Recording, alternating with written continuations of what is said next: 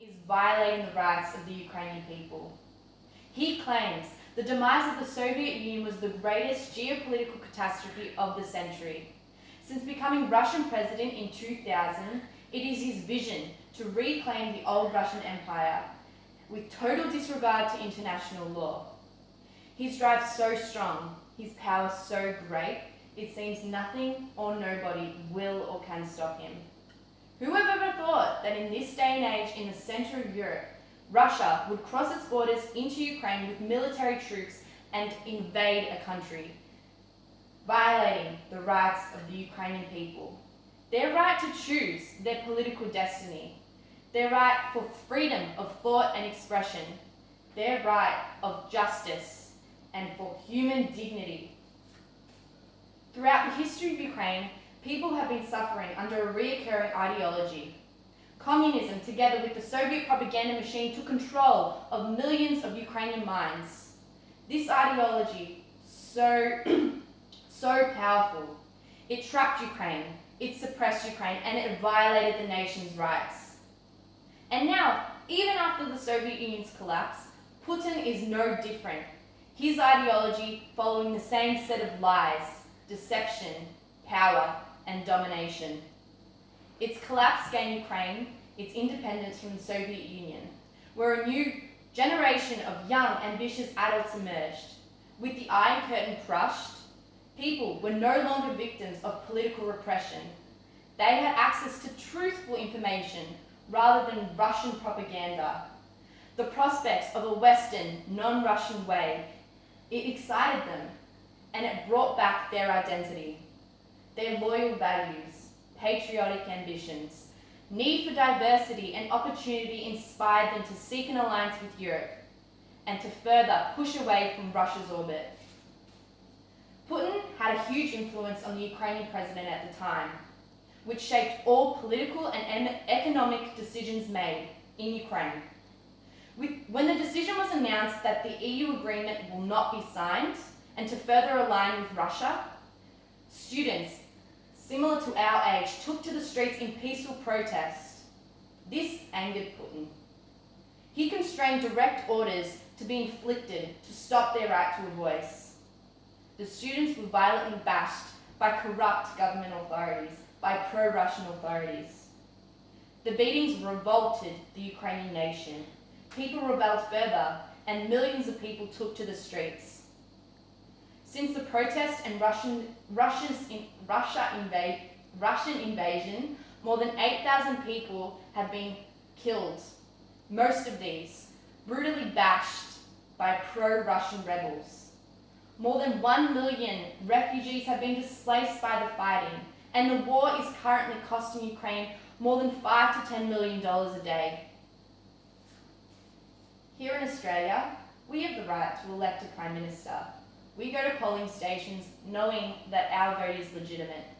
On the contrary, soon after the conflict began in Ukraine, Putin literally overnight calls for a referendum for the people of Donetsk,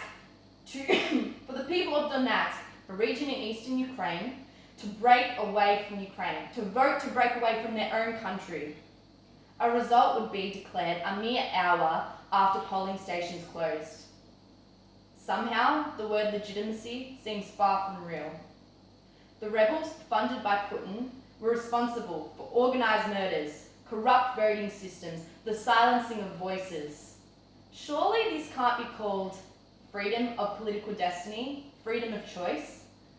British Foreign Secretary William Hague declared that the votes had zero credibility, no transparency, and did not meet any standards. Putin ignored any such comments and named them misleading.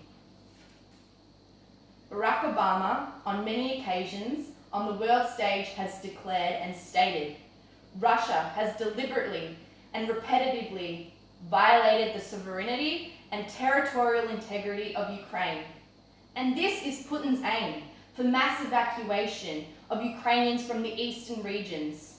He orders Ukrainian flags and banners to be destroyed, Ukrainian literature burnt, and schools to revert to teaching in Russian. Meanwhile, as a result of the protests across the nation, Putin has influenced new laws to be devised. These collectively known as dictatorship laws.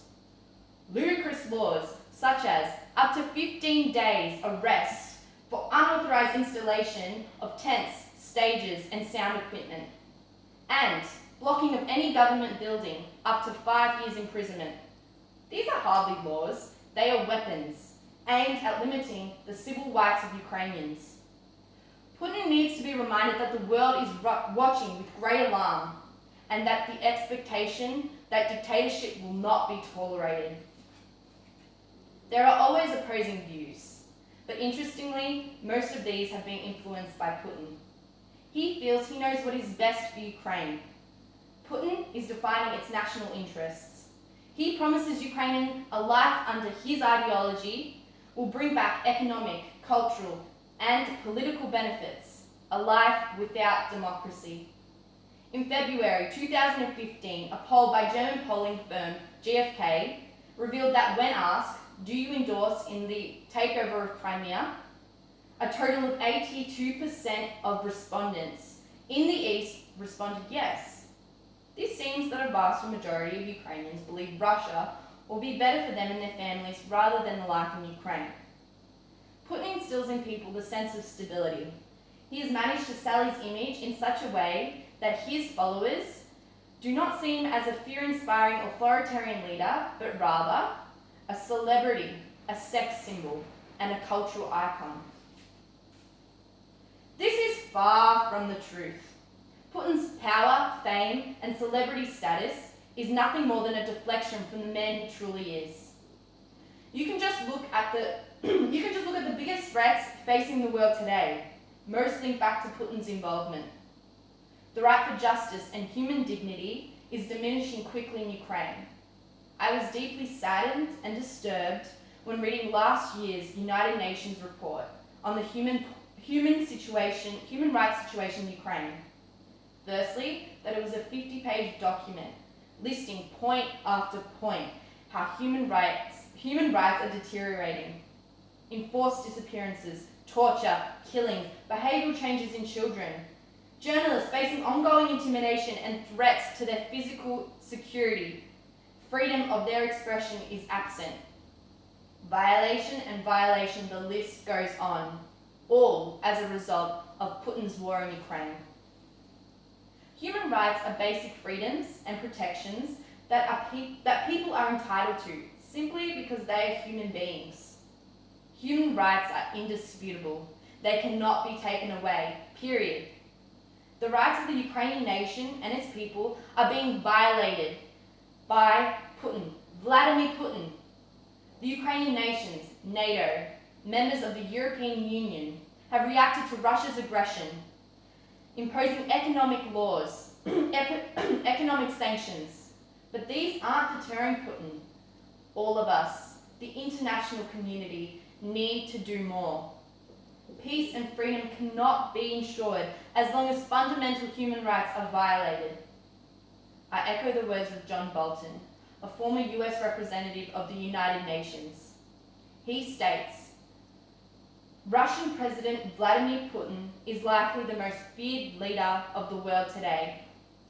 He has the high cards, and he knows he has the high cards, militarily, politically, and economically, and he is prepared to use them. Ukraine, his biggest prize." Thank you.